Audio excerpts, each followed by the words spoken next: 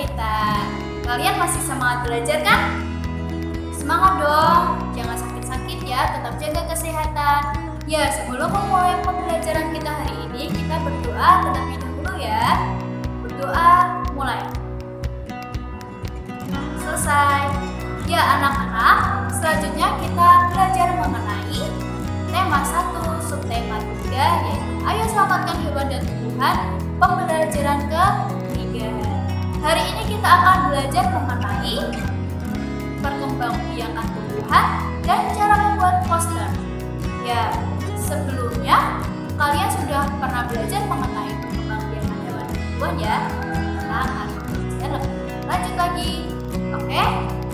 Masih ingat kan kalian perkembangbiakan tumbuhan itu terdiri dari apa saja sih? Ya, betul sekali. Perkembangbiakan tumbuhan ada dua, dengan generatif dan vegetatif. Generatif yaitu melalui perkawinan antara apa? Ya, antara benang sari dan biji. Selanjutnya vegetatif yaitu berdasarkan perkawinan. Ya, vegetatif di sini juga ada dua, yaitu vegetatif alami dan vegetatif buatan. Vegetatif alami terjadi tanpa bantuan dari manusia, sedangkan yang vegetatif buatan dengan bantuan manusia.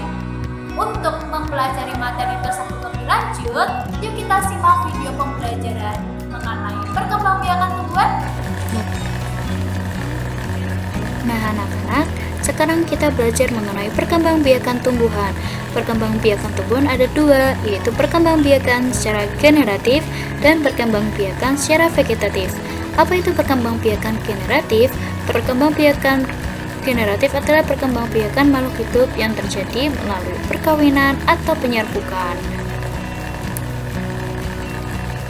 Selanjutnya, apa itu perkembangbiakan vegetatif? Perkembangbiakan vegetatif adalah perkembangbiakan makhluk hidup yang terjadi tanpa perkawinan atau penyerbukan. Nah, kita bahas satu-satu ya. Perkembangbiakan secara generatif. Perkembangbiakan secara generatif pada tumbuhan dimulai dengan penyerbukan. Di sini penyerbukan hanya dapat dilakukan oleh tanaman yang berbunga. Hasil dari penyerbukan adalah buah. Di dalam buah terdapat biji yang merupakan cikal bakal dari tumbuhan baru.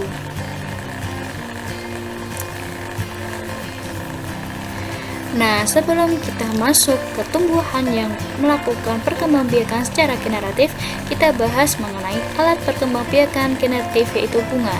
Bagian-bagian bunga. Bagian-bagian bunga di sini terdapat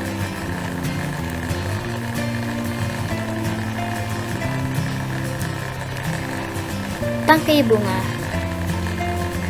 Tangkai bunga merupakan bagian bunga yang berada pada bagian bawah bunga. Fungsi tangkai bunga adalah menopang bunga dan menghubungkannya dengan bagian tumbuhan lainnya. Selanjutnya, dasar bunga. Dasar bunga berfungsi sebagai tempat melekatnya mahkota bunga. Di sini, dasar bunga terletak di atas tangkai bunga.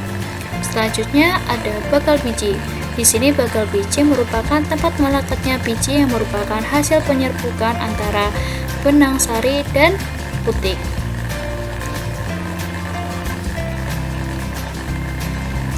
Selanjutnya ada kelopak bunga.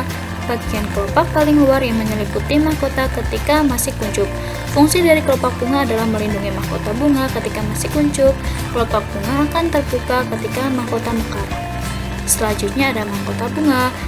Mahkota bunga merupakan bagian bunga yang mempunyai bentuk paling indah, memiliki warna tertentu. Fungsi mahkota bunga digunakan untuk menarik serangga. Keberadaan serangga di sini akan membantu proses penyerbukan. Selanjutnya, benang sari. Benang sari merupakan alat kelamin jantan yang terdiri atas tangkai sari, kepala sari, dan serbuk sari. Kemudian ada putik. Putik merupakan alat kelamin betina. Putik terdiri atas kepala putik, tangkai putik, dan bakal buah.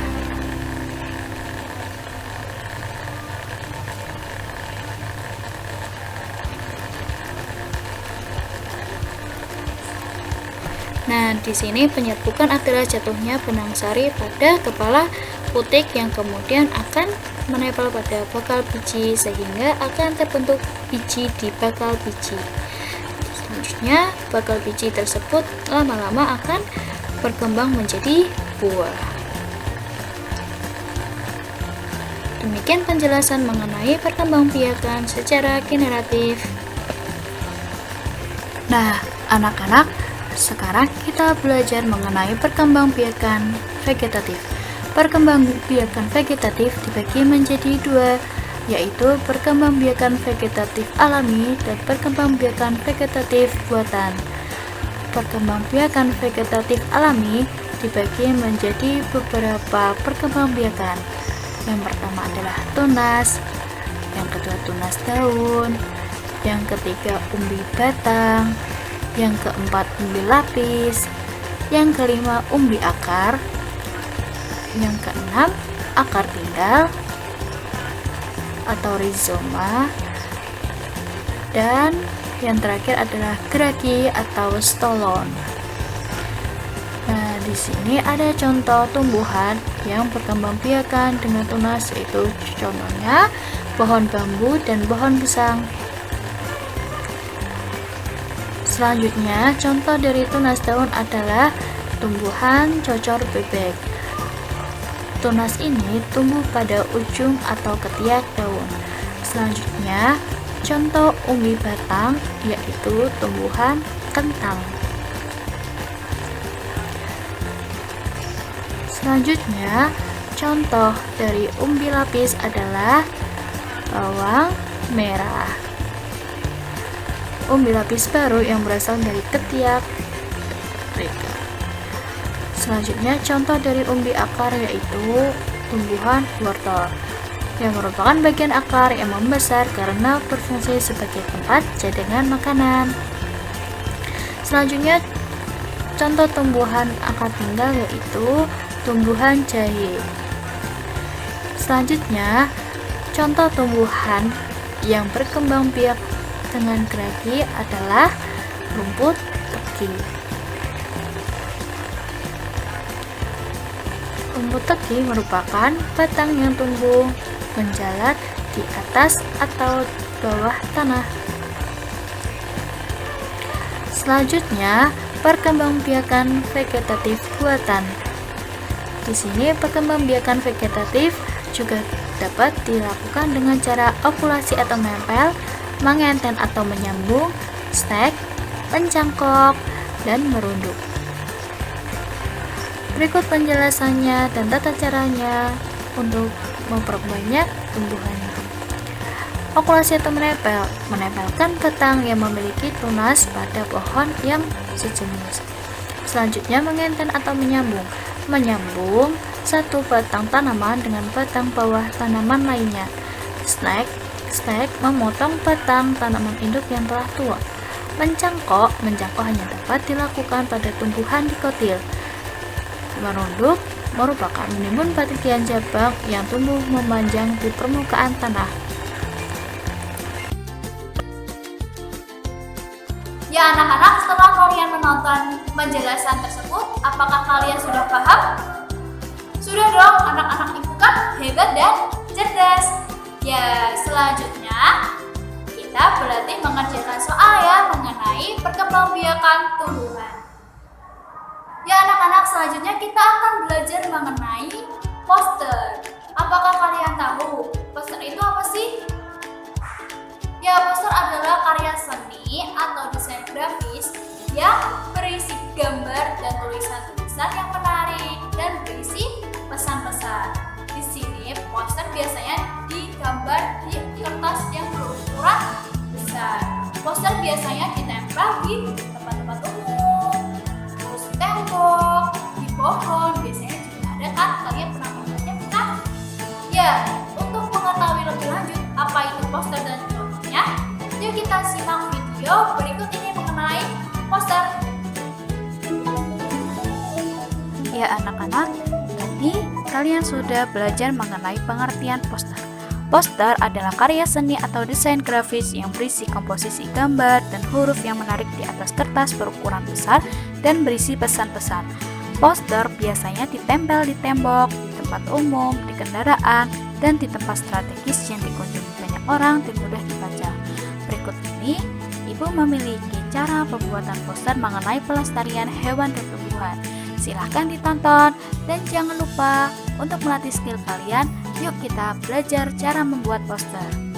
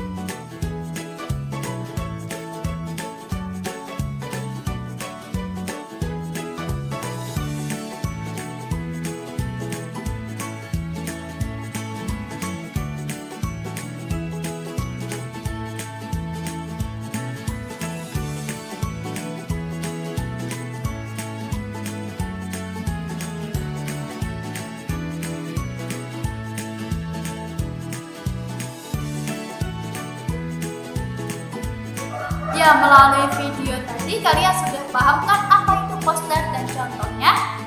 Ya, selanjutnya Ibu akan menjelaskan bagaimana sih cara membuat poster dengan baik.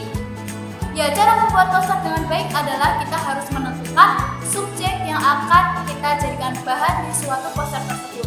Yang kedua, merumuskan pesan apa yang akan kita sampaikan di dalam poster itu. Yang ketiga, menyusun kalimat dengan singkat dan jelas. Yang keempat, jangan lupa memilih huruf dan gambar yang menarik serta mudah diingat di dalam poster tersebut. Dan yang terakhir adalah menuliskan huruf dengan besar dan dengan warna yang menarik. Sudah paham kan? Ya, kalian bisa berlatih membuat poster di rumah masing-masing mengenai pelestarian hewan dan tumbuhan. Jangan lupa kumpulkan hasil pekerjaan kalian ke guru kalian. Oke?